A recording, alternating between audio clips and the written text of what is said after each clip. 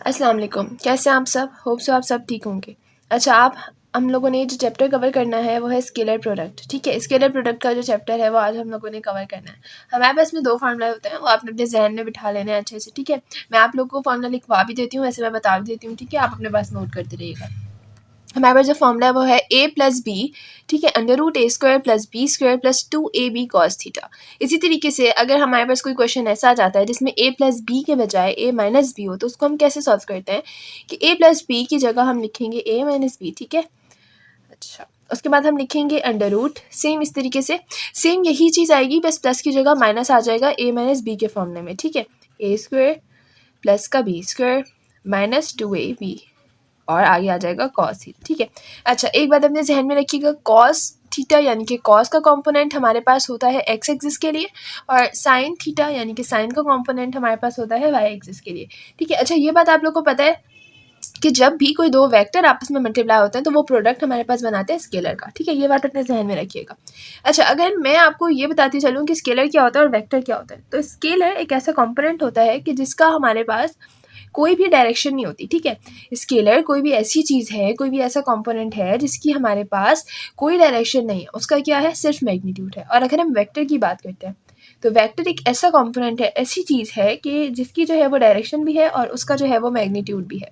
जैसे अगर हम बात करते हैं इसकी एग्जांपल की, तो अगर मैं आपको वेक्टर की कोई एग्जांपल दूं तो वेक्टर में हम ले सकते हैं वर्क को। जैसे हम कोई भी वर्क कर रहे हैं, तो जैसे हमने फोर्स लगाई उस पर, ठीक है, 6 न्यूटन की फोर्स। ठीक है, फोर्स को ले लेते हैं, हमने लगाई 6 न्यूटन की फोर्स किसी भी बेड पर या फिर किसी भी दीवार पर। ठीक है, अब वो दीवार किस डायरेक्शन में या वो बेड किस डायरेक्शन में आगे गया, ठीक है, उसको कहते हैं वेक्टर, यानी कि उसकी डायरेक्शन भी है। हाँ, वो फोर्स किस डायरेक्शन में लगी, या तो वो अपवर्ड लगी या वो डाउनवर्ड लगी, राइट लगी, लेफ्ट लगी, जिस भी साइड पर वो फोर्स लगेगी यानी कि उसकी डायरेक्शन, और उसका मैग्नीट्यूड यानी कि 6 न्यूटन की फोर्स लगी। ठीक है, ऐसे कंपोनेंट को हम कहते हैं वेक्टर। और अगर हम बात करें स्केलर प्रोडक्ट की, तो स्केलर में हमारे पास कोई भी ऐसी चीज़ आ जाती है कि जिसकी कोई भी डायरेक्शन नहीं होती, जैसे कि मोमेंटम। मोमेंटम में क्या होता है, मोमेंटम होता है मास मल्टीप्लाई बाय वेलोसिटी। अगर हम मास की बात करें तो मास की कोई डायरेक्शन नहीं होती, क्योंकि मास की जो वेट होता है नीचे की तरफ, उसका वही वो जो है वो एक तरीके से होती है, बट उसको हम डायरेक्शन नहीं कह सकते। ठीक है, इसी तरीके से हमारे पास जो वेलोसिटी होती है, तो वेलोसिटी भी हमारे पास कोई ऐसा कंपोनेंट नहीं है जिसकी कोई डायरेक्शन हो, तो हमारे पास एक्सेलरेशन की डायरेक्शन होती है। ठीक है, ये बात अपने ध्यान में बिठाइएगा। अच्छा, यहीं पे मैं आपको एक जो है वो कॉमन बात बताती चलूँ कि अगर हमारे पास कहीं भी एक्सेलरेशन कांस्टेंट होगा तो वेलोसिटी जो है वो 0 होगी, और वेलोसिटी कांस्टेंट होगी तो एक्सेलरेशन जो है वो 0 होगा। जैसे इसकी एग्जांपल में हम बात करें फोर्स मल्टीप्लाई बाय डिस्प्लेसमेंट की, उसको हम कहते हैं वर्क। और अगर हम फोर्स मल्टीप्लाई बाय वेलोसिटी करेंगे यानी कि एफ मल्टीप्लाई बाय वी, तो वो हमारे पास आएगा पावर। ठीक है, आगे जब मैं आपको वर्क पावर वाला चैप्टर पढ़ाऊंगी तो उसमें मैं आपको पावर के और भी ज़्यादा फॉर्मूलाज बताऊंगी। ठीक है, क्योंकि आप लोगों ने देखा होगा कि एमकेट में जो है वो डिफरेंट तरीके से न्यूमेरिकल्स आ रहे होते हैं जिसके फॉर्मूला आपको खुद से ड्राइव करने होते हैं। तो अगर हम लोग ये एमकेट के हिसाब से ही पढ़ रहे हैं तो उसी हिसाब से जो है मैं वो आपको लेकर चलूँगी। ठीक है, हम बात करते हैं A dot B A B cos theta की। तो अगर हम देखते हैं A dot B A B cos theta, यानी कि अगर हम देखें कि कौन से पॉइंट पर कॉस थीटा की मैक्सिमम वैल्यू होगी, तो जब थीटा हमारे पास 0 होगा तो कॉस थीटा की जो है वो मैक्सिमम वैल्यू होगी। अब थीटा 0 कब होगा, थीटा 0 जब होगा जब ए और बी यानी कि 2 कंपोनेंट दोनों सेम डायरेक्शन में होंगे, यानी कि पैरेलल होंगे दोनों एक दूसरे के। जैसे अगर हम बात करते हैं ट्रेन की पटरी की, ट्रेन की जो दोनों पटरियाँ होती हैं वो आपस में एक दूसरे के पैरेलल होती है। ठीक है, तो उनका एंगल 0 बन रहा होता है, क्योंकि उनका कोई एंगल नहीं बन रहा होता है। तो एंगल जब कोई नहीं बन रहा है, वो दोनों आपस में पैरेलल है, तो एंगल 0, एंगल 0 तो कॉस थीटा की वैल्यू मैक्सिमम। ठीक है, ये अपने ध्यान में रखिएगा। अब हम इसको मैं आपको प्रूफ भी करके दिखा देती हूँ। ए और B A B cos theta, theta की जगह लगाया 0, कॉस थीटा बराबर होता है 1 के। ठीक है, यहाँ पे मैंने लिखा हुआ है कॉस थीटा बराबर होता है 1 के। तो ए और बी इज इक्वल टू, जब 1 ए बी से मल्टीप्लाई होगा तो ये ए बी ही हमारे पास आंसर आ जाएगा। इसी तरीके से हम देखते हैं कि कॉस थीटा की वैल्यू जो है वो मिनिमम कब होती है। कॉस थीटा की वैल्यू मिनिमम जब होती है जब एंगल जो है वो 90 का बने। ठीक है, यानी कि परपेंडिकुलर बने। तो जब हमारे पास एंगल परपेंडिकुलर बनता है यानी कि 90 डिग्री बनता है, तो 90 cos 90 बराबर होता है 0 के। तो जब 0 किसी भी कंपोनेंट से मल्टीप्लाई होता है तो वो अपनी सारी साथ में सबको 0 बना देता है। ठीक है, तो ए डॉट बी हमारे पास किसके बराबर हो जाएगा, 0 के बराबर। अगर यहाँ तक आपको कोई भी बात समझ ना आई हो तो आप मुझे कमेंट में बता सकते हैं, मैं आपको जो हूँ वो उसको और अच्छे से समझा दूँगी। अच्छा, अब हम आगे चलते हैं। अच्छा, इसमें हम बात करते हैं आई, जे और के कंपोनेंट्स की। ठीक है, ये हमारे पास एक आई एक्सिस है, ये हमारे पास जे है और ये हमारे पास के है। ठीक है, अब मैं जो आपको बात बता रही हूँ बहुत इंपॉर्टेंट है, इसको अपने ध्यान में रखिएगा। वैसे तो आप लोग अब सेकेंड ईयर आप लोगों ने पढ़ लिया होगा, तो कुछ लोग ऐसे होंगे जो फर्स्ट ईयर की वीडियो देख रहे हैं, जो फर्स्ट ईयर में, और कुछ ऐसे होंगे जो एमडी कैट देने वाले हैं और वो उसकी वीडियो देख रहे हैं। तो एमडी कैट वालों को तो इतना पता होना चाहिए, ठीक है, यहाँ तक जो भी मैं बता रही हूँ।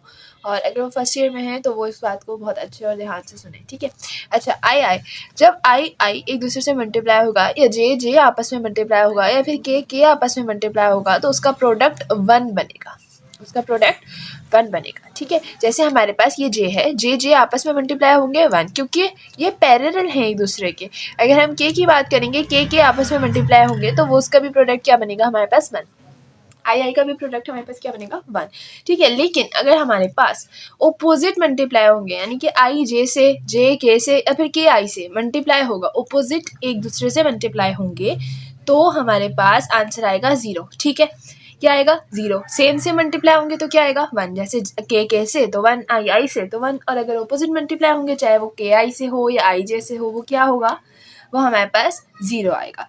ठीक है, ये कुछ एग्जाम्पल सीखिए अपने पास, ये अपने जहन में देख लें, बिठा लें।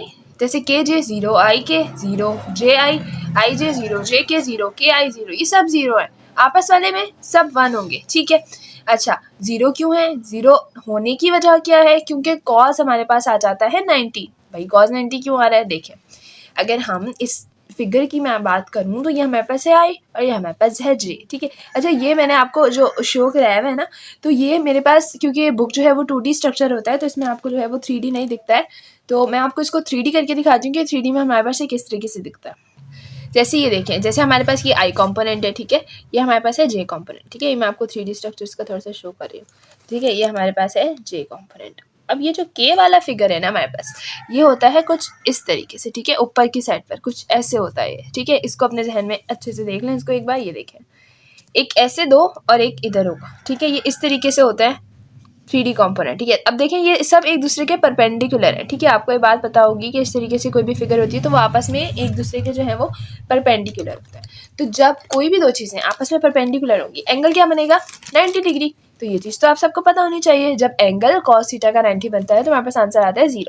होप सो आपको यहाँ तक भी सारी बात समझ आ गई होगी। अच्छा, एक चीज़ जो इम्पॉर्टेंट है, थोड़ी सी वीडियो ख़त्म होने से पहले मैं आपको इसका भी बता दूँ कि अगर हम स्केलर प्रोडक्ट की बात करें तो स्केलर प्रोडक्ट क्या ओबे करता है, वो कौन से लॉ हैं जो स्केलर प्रोडक्ट ओबे करता है। ये जो है ना एमसीक्यूज में बहुत फ्रीक्वेंटली आपसे पूछा जाएगा, तो इसको आपने अपने जहन में रखना है। जैसे अगर हम बात करें ए डॉट बी बराबर है बी डॉट ए के, इसको कहते हैं कम्यूटेटिव लॉ। इसको हम क्या कहते हैं? Commutative law. इसी तरीके से दूसरा लॉ जिसको हम कहते हैं डिस्ट्रीब्यूटिव लॉ, इसमें क्या होता है, ए डॉट बी मल्टीप्लाई हो रहा है बी प्लस सी से, और इसी तरीके से ए डॉट मल्टीप्लाई हो रहा है बी प्लस सी से, दोनों चीज़ें सेम। इधर क्या है, ऑपोजिट, ए डॉट बी फिर बी डॉट ए। ठीक है, इसको कहते हैं कम्यूटेटिव लॉ, इसको हम कहते हैं डिस्ट्रीब्यूटिव लॉ।